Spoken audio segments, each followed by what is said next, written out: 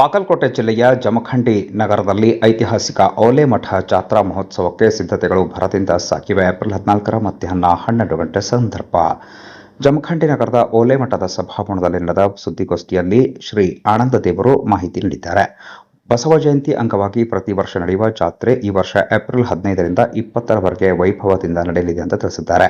15ರಿಂದ 19ರವರೆಗೆ ವಿವಿಧ ಧಾರ್ಮಿಕ ಕಾರ್ಯಕ್ರಮಗಳನ್ನು ಆಯೋಜಿಸಲಾಗಿದೆ. ಮಹಾತ್ಮರಿಂದ ಚಿಂತನಾಗೋಷ್ಠಿ ಹಾಗೂ ಆಶೀರ್ವಚನ ಕಾರ್ಯಕ್ರಮಗಳು ನಡೆಯಲಿವೆ ಅಂತ ತಿಳಿಸಿದ್ದಾರೆ. ಏಪ್ರಿಲ್ 20ರಂದು ಬೆಳಗ್ಗೆ ಬಸವೇಶ್ವರ ಸರ್ಕಲ್ನಿಂದ ಭವ್ಯ ಮೆರವಣಿಗೆ ನಡೀತಾ ಇದ್ದು ಸುಮಾರು 10,000 ಸದ್ಭಕ್ತರು ಮೆರವಣಿಗೆಯಲ್ಲಿ ಭಾಗಿಯಾಗಲಿದ್ದಾರೆ ಅಂತ ಅವರು ತಿಳಿಸಿದ್ದಾರೆ. ವಚನ ವೃಕ್ಷೋತ್ಸವದಲ್ಲಿ ಭಾಗವಹಿಸಿ ಪರಿಸರ ಜಾಗೃತಿಯನ್ನು ಕೂಡ ಮೂಡಿಸುವ ಕಾರ್ಯಕ್ರಮ ಆಯೋಜನೆ ಮಾಡಲಾಗಿದೆ.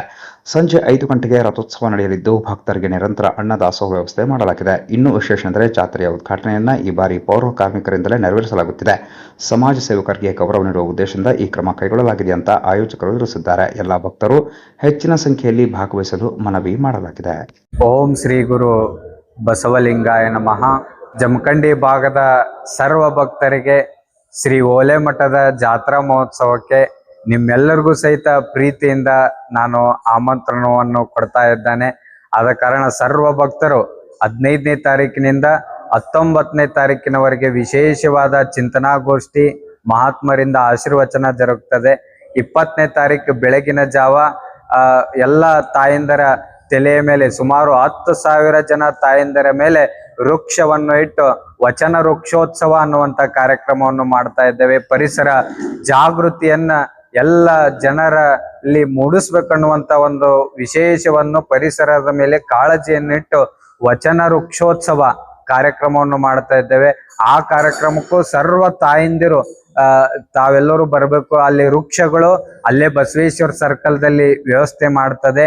ಯಾವ ತಾಯಂದಿರು ನಮ್ಮ ಪರಿಸರವನ್ನು ನಾವು ಉಳಿಸ್ಬೇಕು ಅನ್ನುವಂಥ ಒಂದು ಯಾರಿಗೆ ವಿಶೇಷ ಕಾಳಜಿ ಇರ್ತದ ಆ ತಾಯಂದಿರು ಎಲ್ಲರೂ ಸಹಿತ ಆ ಮೆರವಣಿಗೆಯಲ್ಲಿ ತಾವೆಲ್ಲರೂ ಸಹಿತ ವೃಕ್ಷವನ್ನು ಇಟ್ಟು ಅಲ್ಲಿ ಮೆರವಣಿಗೆಯಲ್ಲಿ ಪಾಲ್ಗೊಳ್ಬೇಕಂದು ಎಲ್ಲ ಮಹಿಳೆಯರಲ್ಲಿ ನಾನು ವಿಶೇಷವಾದ ಆಮಂತ್ರಣ ಕೊಡ್ತೇನೆ. 20ನೇ ತಾರೀಕು ಮೆರವಣಿಗೆ ಇರ್ತದೆ. ಬೆಳಗ್ಗೆ 8 ಗಂಟೆಯಿಂದ ಮತ್ತು ಸಾಯಂಕಾಲ 5 ಗಂಟೆಗೆ ರಥೋತ್ಸವ ಜರುಗುತ್ತದೆ. ಎಲ್ಲರೂ ಆ ರಥೋತ್ಸವಕ್ಕೂ ತಾವೆಲ್ಲರೂ ಕೂಡ ಪಾಲ್ಗೊಳ್ಬೇಕು. ವಿಶೇಷವಾಗಿ 15ನೇ ತಾರೀಕು ಈ ಕಾರ್ಯಕ್ರಮ ಉದ್ಘಾಟನೆಗೊಳ್ಳಲಿದೆ. ಈ ಕಾರ್ಯಕ್ರಮ ಉದ್ಘಾಟನೆಗೊಳಿಸ್ಲಿಕ್ಕೆ ಬರುವಂತ ವಿಶೇಷವಾದ ಅತಿಥಿಗಳು ಯಾರತ್ತಂದ್ರ ದೊಡ್ಡ ದೊಡ್ಡ ಶ್ರೀಮಂತ ವ್ಯಕ್ತಿಗಳಲ್ಲ, ದೊಡ್ಡ ದೊಡ್ಡ ರಾಜಕಾರಣಿಗಳಿಂದ ಅಲ್ಲ. ಯಾರಿಂದ ಈ ಕಾರ್ಯಕ್ರಮ ಉದ್ಘಾಟನೆಗೊಳ್ಳುತ್ತದಂದ್ರ ನಮ್ಮ ನಗರವನ್ನ ಸ್ವಚ್ಛಗೊಳಿಸುವಂತ ವೈದ್ಯರು ಯಾರತ್ತಂದ್ರ ಅದು ಪೌರ ಕಾರ್ಮಿಕರು. ಆ ಪೌರ ಕಾರ್ಮಿಕರಿಂದ ನಮ್ಮ ಕಾರ್ಯಕ್ರಮ ಉದ್ಘಾಟನೆಗೊಳ್ಳಲಿದೆ. ಅದನ್ನು ನೋಡೋದೇ ಒಂದು ಆನಂದ. ಅಂತ ಕಾರ್ಯಕ್ರಮಕ್ಕ ತಾವೆಲ್ಲರೂ ಸಹಿತ ಬರ್ಬೇಕು.